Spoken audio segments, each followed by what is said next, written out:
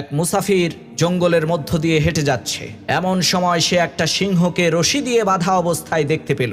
তখন সেই সিংহটা ওই মুসাফিরকে কাকুতি মিনতি করে বলতে লাগলো, ভাই মুসাফির, দয়া করে তুমি আমাকে মুক্ত করে দাও, তোমার এই উপকারের কথা আমি জীবনেও ভুলবো না।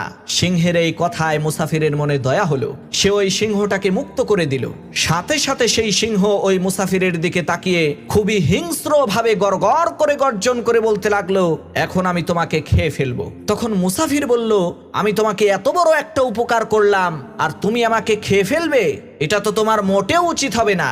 দুইজনের মধ্যে ঝগড়া শুরু হয়ে গেল। তখন দুইজন মিলে সিদ্ধান্ত নিল, চলো আমরা অন্য কারো কাছে যে এই বিষয়ে জিজ্ঞেস করি। কিছু দূর এগোতেই তারা একটা উটকে পেয়ে গেল। তাদের দুজনের সমস্ত ঘটনা শোনার পর উট বলে উঠল, মানুষ এমন একটা নিমকহারাম জাতি, সারাটা জীবন আমাদেরকে দিয়ে কাজ করায়, কিন্তু যখনই আমরা বুড়ো হয়ে যাই তখন আমাদেরকে